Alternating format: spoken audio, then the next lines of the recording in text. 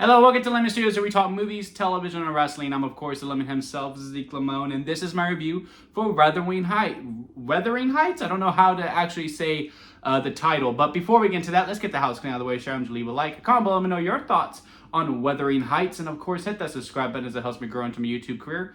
I would greatly appreciate it. Now, all that out of the way, let's get into it, shall we? So, as you could probably tell, I am recording this on Friday the 13th, so make sure you leave out milk and cookies tonight for our boy Jason. And do I take a sip? No, I think I'm gonna leave the sip. I wanted to show off the mug for sure. But yeah, I'm pretty sure most of y'all will probably be watching this on Valentine's Day itself. Happy Valentine's Day to all my lovely couples out there, and surely for a movie, I am sure that y'all are probably debating on whether to see for date night when it comes to Valentine's Day. I mean, what's there not to love, right? You got Margot Robbie, you got Jacob Alderati, two beautiful performers, two great performers as well. They are playing a couple, adapted from a novel that is really, really loved, I believe so. And, you know, it's apparently argued as one of the greatest love stories that has ever been told. So yeah, let's get into it. I knew nothing. I'll be completely transparent. I have not read the novel. I purposely stayed away from knowing things about the novel going into it. I just wanted to give this movie as much of a blind shot that it could have, because once you start comparing things, it is the thief of joy for sure. But yeah, like I said, I mean, I was really looking forward to it. Huge Margot Robbie fan, right? You know, like most, I fell in love with her when, you know, I saw her in Wolf of Wall Street, and ever since then, you know, any movie that she's in, and it's not just because of her beauty, she is a hell of a talent. She deserves to be an Oscar-nominated actress. I'm sure she will get that trophy one day. If she is in a project, I'm going to buy the ticket to go see it. I don't care if it's going to come from my A-list. I don't care if it's going to come from my own pocket. I want to see what she is going to do next, because I am genuinely just a huge fan of her. And Jacob Alderati, he's also an amazing talent to watch. You know, Frankenstein, his first Oscar nomination, Euphoria, arguably one of the main reasons why that show is so successful. Also, the people behind the camera, Emerald, she directed Saltburn, that I actually got a pretty good kick out of. I enjoyed that movie, so there was a lot of things that I was looking forward to when it came to this movie. Then I saw the trailer, and the trailer was okay for the most part. It didn't really knock my socks off, but y'all know, Zeke loves love, so he was willing to go into it. Why am I talking about myself in third person? And overall, watching this movie, I felt okay. That's really the best that I can give this movie, that it is truly okay. Now, that isn't to say there isn't a lot to appreciate in this movie. On the contrary, there is. One thing that I really did appreciate about this movie, let's get it out of the way, Jacob and Margot's chemistry. Like, you see it on the press tour. They have been saying, you know, oh, I kept looking for him, oh, I kept looking for her. If she wasn't around, or if he wasn't around, you know, I felt very, like, deprived and felt very hungry, like I needed this person next to me, and they've had great chemistry. I chalked that up to just really hamming it up during the press tour. So, like, oh, to sell to the audience, man, if they're like this, you know, just on the press junket, I can only imagine what they're going to do in the movie. And sure enough, it is like that. Like, once they're doing their thing and they're being like, there's one moment early on, like when it's all starting, and he like grabs her by like the strings of her dress, like from the front, and brings her up eye to eye. Like, I'm not ashamed to admit, it was kind of hot. And when they do start doing their thing throughout the whole, there's not a whole lot of sex in this movie. I will give it that, which I was kind of shocked by. I felt like, not to say this movie needed more sex, but I felt like showing some of the sex probably would have benefited the story a little bit more. So, even though their chemistry is absolutely great and the things that they show are really good, again, you really do feel like these two people are very hungry for each other. I mean, the pure definition of fiend for each other. Like, it is truly like that, and it is very entertaining to watch to a degree. Also, you know, it feels very lived in this whole entire, like, it doesn't feel like they built part of the set and then they had them on the blue screen, or they had them on, oh man, what's it called? I forgot what it is, but The Mandalorian uses it quite a bit. It's not the Vision. man, it's killing me that I can't remember the title, but I'm pretty sure y'all know what I'm talking about. But yeah, like to build the depth, and they have a blue screen or have what I am thinking off the top of my head that I cannot think of the title of, and they just and it's like pixelated and no, like it feels very deep, it feels very depth, it feels like they really shot on location, and therefore there's always something for your eyes to wander at and look at, and it's very, very nice look. It's very soothing on the eyes all the way through. So yeah, acting is really good. The direction, there's a very good like cadence to this film. And that is that it knows when to be funny and when not to be funny, and also knows how to be funny without like any acting. Like it's all about editing. Like there's just one edit cut where someone is presented a gift, and then the confines of this gift, it's a little creepy.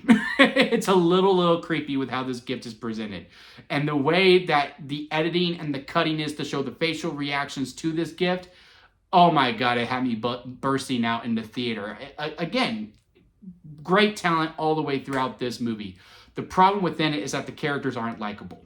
I did not feel very attached to any of them. And this is the first time that I've ever like seen a Margot Robbie character, and it has nothing to do to her whatsoever. I think like that was probably the intent of the character in a lot of ways, is that her character, Catherine, is just really unlikable and very selfish in a lot of ways. Now, granted, it's understandable. I mean, a woman in this time, and especially with who her father is, like, you get to understand how she is from a childhood and who her father was and how her father teaches her. So, as children, monkey see, monkey do, right? Anyone who's been to therapy or hell even reads the internet knows, hey, most of our personality traits we get from our parents. So if my dad's going to do that, and that's how you get what you need, and how I'm going to do that too, right?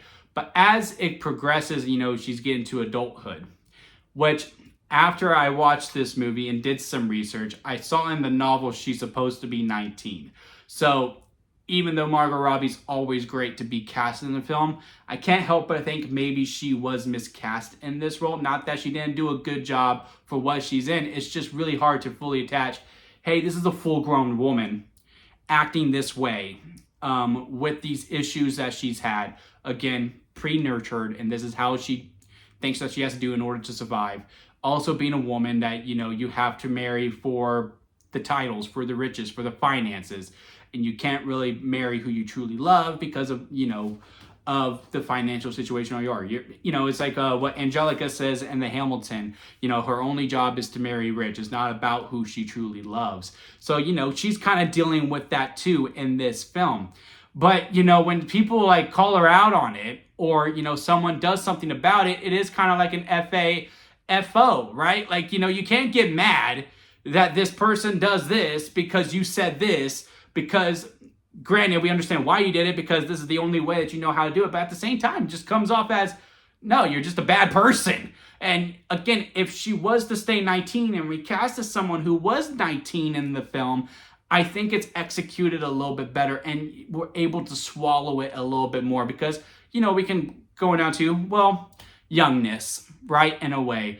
And then Jacob's character, Heathcliff, he is more likable than Margot's, because even though he does some dastardly things in this movie too, you kind of respect the game as he does it. And also there is an honor to it.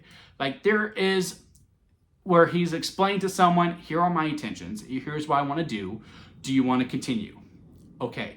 But before we continue, I'm going to let you know this is what we're going to do. Do you want to continue?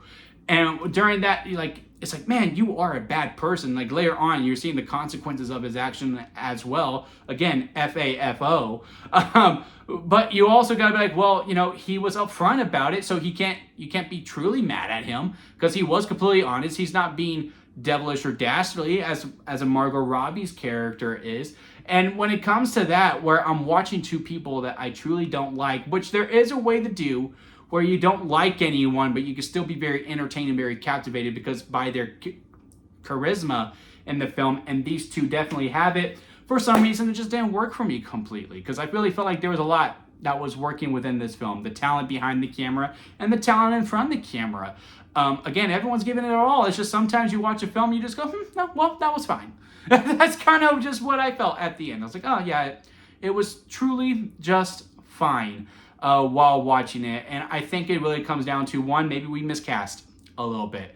I know you have these very talented people. You know, Jacob probably could have stayed, although I do also hear conflicting reports in the book that Heathcliff is supposed to be a person of color, and that is the case. And yes, Jacob was definitely miscast as well. Again, regardless of the talent, you need to cast. If you're doing an adaptation, you need to cast to how those characters are. Because again, Margot Robbie, very, very talented actress, is going to have an Academy Award on her mantle at some point in time. If the person's supposed to be 19 and she's acting 19-ish, when you cast someone who's not 19, who's a full-grown woman, and they're acting the way that they are, yeah, it doesn't come off. I don't care how talented you are, you're just not likable at that point. And I think that is the main point as to why overall. Not that this movie didn't work for me, because again, there are some things to enjoy about it. It just overall wasn't out of the park. I guess that's really it. I was going in expecting a home run, which is kind of unfair to think, but I only hit a single, and I only got on first base, and there's a little frustration when it comes to that. I mean, overall, if I have to rank this on a lemon scale where it goes sour lemon, expired store-bought lemonade, bad, but hey, there's some good. Store-bought lemonade, there's good, but hey, there's bad. Lemonade, it's a movie.